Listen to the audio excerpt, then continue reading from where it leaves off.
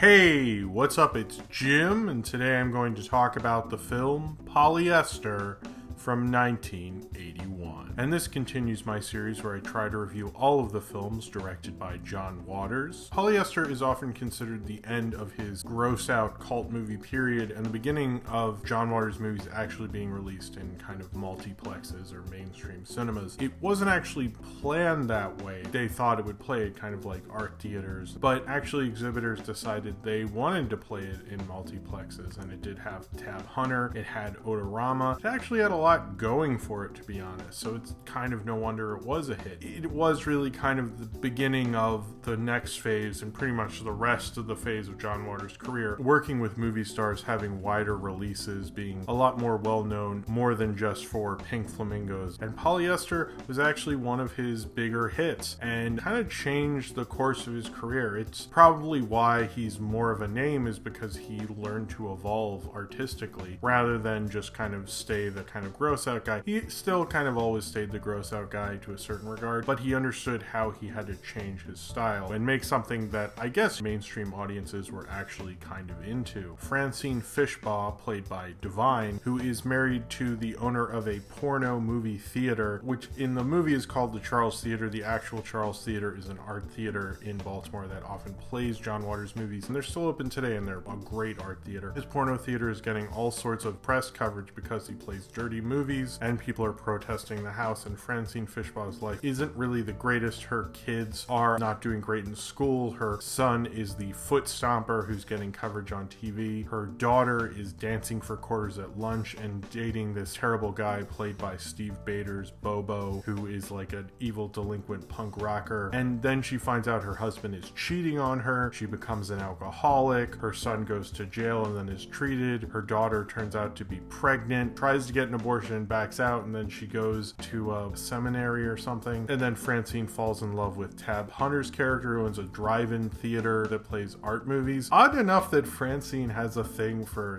theater owners. I've never seen a movie with a woman with such a specific type, like only theater owners and a specific kind of theater owner. I think that's kind of funny. And Francine goes through various trials and tribulations of this very melodramatic kind of send-up of the woman's picture and the melodramas of the 50s, and specifically Douglas Sirk. Now, the Douglas Sirk thing, this isn't like Far From Heaven by Todd Haynes. It's using that influence, definitely shot in a very Douglas Sirk kind of a way, but it's very much a send-up of melodramas. I guess like the 30s you had the woman's picture, and then it kind of evolved into like kind of more melodramatic movies of the 50s. And I guess now the type of movie that this film is making fun of is like a Lifetime movie. We don't really make those kind of movies anymore, or at least for Hollywood, which is kind of a shame. Sometimes they could be fun and rather good. It's actually something that bugs me personally. You don't have to make them so melodramatic and over the top, but that's basically what Polyester is kind of making fun of. It's really his only straight up parody, I would say. He kind of does the woman's picture thing in Female Trouble, but this one is very direct, and obviously it's very influenced by Douglas Sirk, particularly in the cinematography. Sometimes the lighting feels like a little odd. Certain parts of it feel like a modern like 80s comedy, and then the lighting just doesn't feel normal for a kind of movie like that. It's probably his only film that I'm just confused by. I can understand if people were put off by it. It's definitely a smarter, more artistic choice, and it definitely shows him growing as a filmmaker, that they'd want to do something in the style of Douglas Sirk. And Douglas Sirk is a great filmmaker. If you don't know Douglas Sirk, you should. And Divine's great at playing basically like kind of an Elizabeth Taylor type. It feels very Elizabeth Taylor, and I thought that while I was watching it, and then Waters talked about that in the commentary. Kind of the thing you'd hear about if you're watching like an entertainment magazine show and a big star like Elizabeth Taylor was talking about how she's in this big movie that of course no one would see, about her and like, you know, her being a woman and a wife, and it would be very melodramatic, and that's what this is the send up of. But Divine portrays it so well because Divine like has a lot of fun with it, but Divine's almost playing the straight man.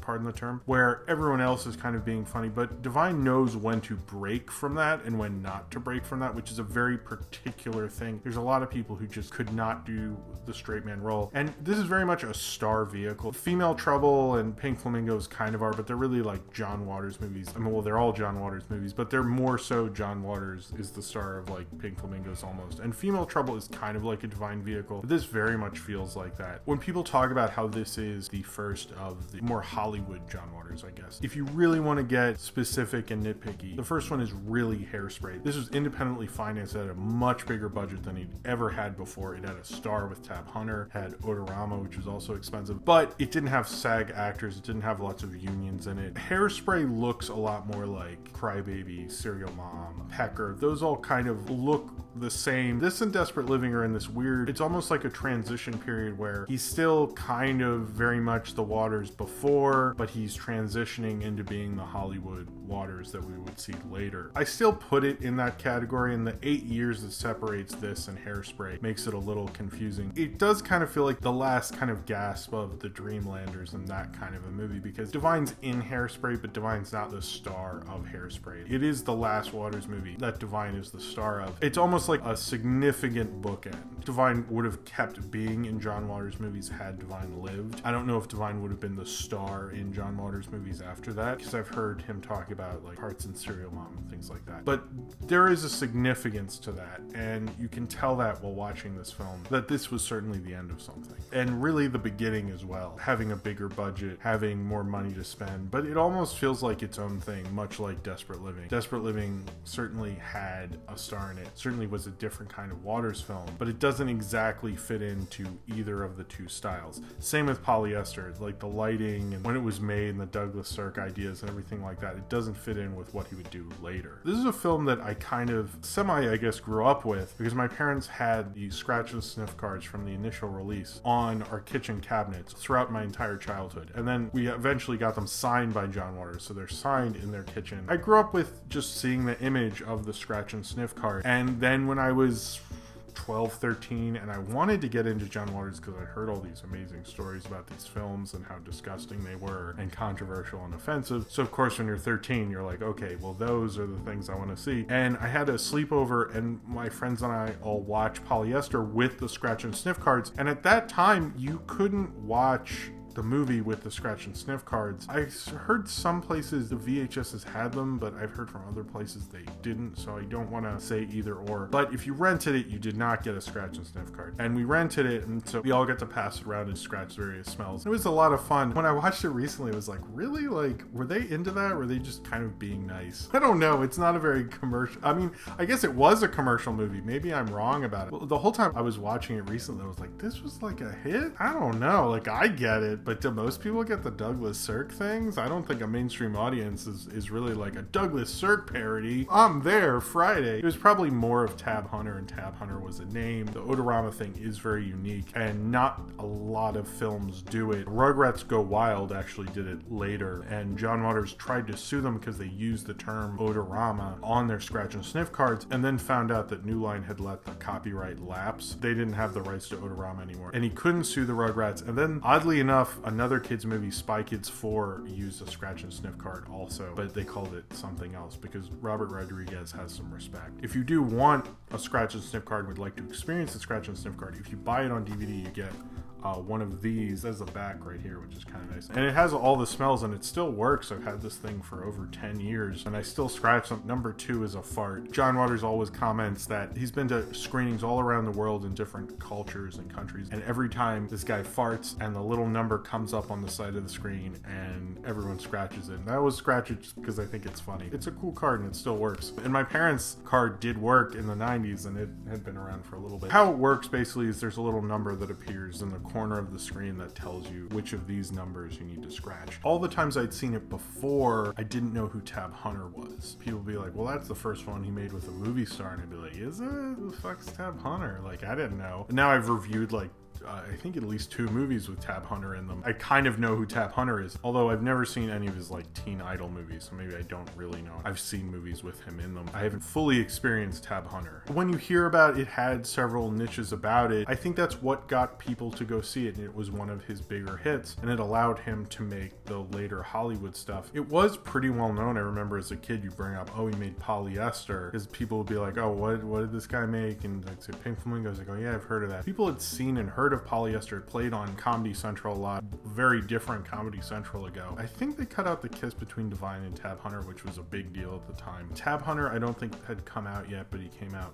later. I don't think of it now as one of my favorites. It's definitely one that I love to experience every so often just because of the scratch and sniff card. It is kind of in my mind with Desperate Living, probably because I got them the same Christmas in a double DVD set and I watched them a lot around that time, but also because it is within that period where he's trying to break out and he's trying different kind of films. Hairspray and Crybaby make sense together, and Serial Mom and Pecker. All that stuff is within its one group, and this is kind of honestly on its own. I love its uniqueness, and I'm not trying to say the same thing I said with Desperate Living, where it's a unique film within his filmography. I think Desperate Living is really the most different of his filmography. In his filmography, Polyester fits within it, but it's almost like he knew how to transition into those kind of Hollywood bigger films. It wasn't as conscious about it as the later films were, but he nonetheless made one that it was purposely very overtly making fun of a more commercial genre and had a more commercial star and had a gimmick behind it, and its gimmick wasn't a drag queen eating dog shit. Its gimmick was a scratch and sniff card. Here's a Hollywood star you haven't seen in a while. It's more digestible for people. That's probably why it went through, and it kind of shows John Waters was almost just as good as saying more underneath. Like, he learned how to evolve that style rather than being so upfront about it. He still has little kid humor, but I think with Polyester, it felt like he grew up a lot. It's almost like a more mature Waters, even though you're still having someone fart and then he's making you smell it. Although he's not making you smell it, I guess we're all volunteering to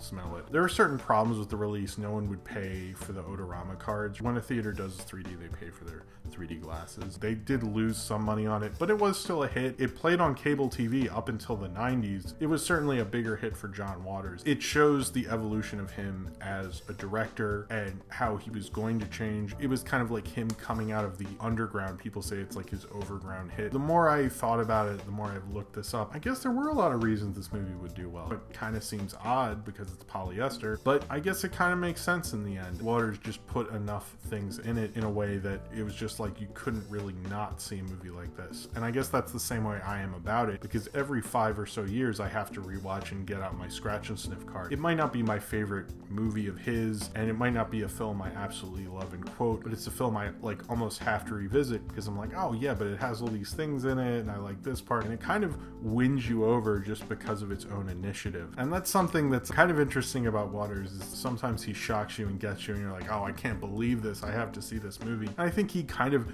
knew how to get that to work for him. He understood gimmicks and he understood what audiences liked, and I think in this one it feels like kind of a weirder artistic bent in a little bit of a way. I can understand if you're like, how did this, wow, this people were into this movie? But then if you really think about it and you think about Tab Hunter and you think about the scratch and sniff cards, Debbie Harry did the soundtrack and even had a song sung by Bill Murray and a song by Tab Hunter. This movie just had a lot going for it. It's a strange movie to have a lot going for it, and it's a strange movie to imagine in a multiplex next to like Porky's. That was the reality of it and people were into it, and I think Waters understood how to get that to work and almost go, oh, that's the movie with Odorama. Well, I guess Porky's is sold out, so they didn't come out at the same time, I'm just saying. He kind of found a way in whether they liked it or not, and it turns out they actually kind of liked it. And he really hadn't had a bigger hit since Pink Flamingos. The other films he couldn't really find a niche for. It's almost like he built his own niche and it worked out a lot better for him than he even thought it would when he was making it, and broke in and paved the way for what was going to happen with the rest of his more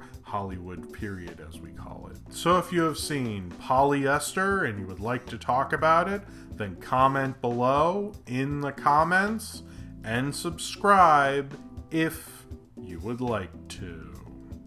And I should probably mention also, my mom actually used to hang out a lot in high school in the house that they filmed Polyester in. I didn't really have a place to put that in the review, but I just thought I'd mention that because that's always what I think about when I see this movie. It was like, man, my mom hung out in that house. And I always imagine it looked exactly like the Polyester house, even though I've listened to the commentary many times and they said they refurbished it. Also, if you would like to check out my John Waters review playlist, there'll be an annotation below. I reviewed all of the previous John Waters films to Polyester, and if you're watching this quite a bit later after I've made this review, probably more after that as well. Thank you very much for watching, and I hope to see you next time.